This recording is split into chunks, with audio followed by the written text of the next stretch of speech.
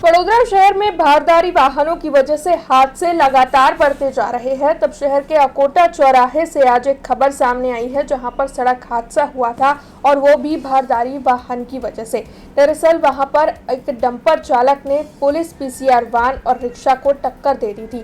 गनीमत ये रही कि इस हादसे में किसी को कोई नुकसान नहीं हुआ है, लेकिन डंपर की वजह से, क्योंकि वो भारदारी वाहन है, कोई बड़ा हादसा भी हो सकता था, जिसके मद्देनजर वहां पर जितने भी लोग थे उनकी ओर से इस मामले में रोष जताया गया और भारदारी वाहनों की एंट्री पर कई सवाल खड़े भी किए गए। तब आपको बता दें कि इस दौरान अकोटा चौराहे पर ट्रैफिक पुलिस की नामौजूदगी ने भी कई सवाल लोगों के मन में खड़े किए हैं। हालांकि अकोटा पुलिस तुरंत ही वहां पर पहुंची थी और पुलिस की ओर से डंपर चालक को पकड़कर ले जाया गया है और इस मामले में आगे कार्रवाई शुरू कर दी गई है।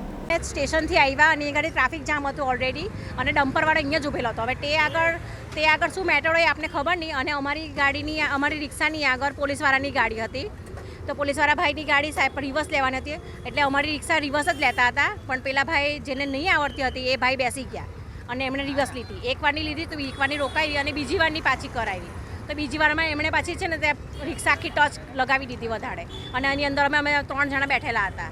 ના વાગ્યું નથી, પણ નક્કી હું ઠેકાણું નહીં, કારણ કે એનું વજન અને આ રિક્ષાનું વજનમાં તો ડિફરન્સ કરો ને ભાઈ। આજે જે મોતના સોદાગર તરીકે આજે ભારદારી વાહનો રોજના અહીંયાથી જઈ રહ્યા છે, આજે જે ઇસ્યુ થયો આપણે જોઈ શકીએ છીએ। આગળ એક બાઇકવાળાને અથાડીને આવ્યો, પોલીસની ગાડી જે હતી જીપ હતી, પોલીસની જીપને અથાડી, એટલે અત્યારે પોલીસ પણ સુરક્ષિત નથી। ભારદારી વાહનનો સમય અલગ આપવામાં આવેલો છે। આજે આ પ્રકારે અહીંયાથી અત્યારે 11:30નો સમય છે, આ જગ્યાએ અત્યારે ભારદારી વાહનો કેમ અહીંયાથી જઈ રહ્યા છે? અને આપણે જોઈ શકીએ છીએ કે ટ્રાફિક પોલીસ અલગ અલગ પોઈન્ટો અલગ અલગ જગ્યાએ ઊભા રહે છે, મન ફાવે એમ પબ્લિક જોડે જે છે એ આપણે દંડ વસૂલી રહ્યા છે, પણ આવા વાહનો એમને નહીં જતા દેખાતા નથી।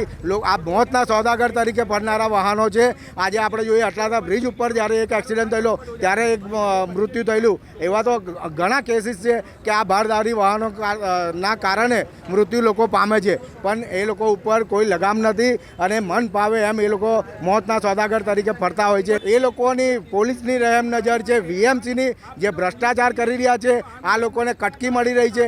બાકી આ ભારદારી વાહનોનો સમય છે જ નહીં। તો અહીંયાથી અત્યારે જ્યારે નાના નાના પુલકાઓ સ્કૂલેથી છૂટતા હોય, આજે કોઈને એક્સિડન્ટ દ્વારા મૃત્યુ પામશે તો એના જવાબદાર કોણ રહેશે? આજે હું તમને એ જ કહેવા માગું છું કે આ લોકોને તાત્કાલિક ધોરણે બંધ કરાવે અને જ્યારે લૂંટ જ્યારે ચલાવી રહ્યા છે અને પબ્લિકને જ્યારે દંડ લે છે, તો આવા લોકો જોડે દંડ કેમ વસૂલાતો નથી?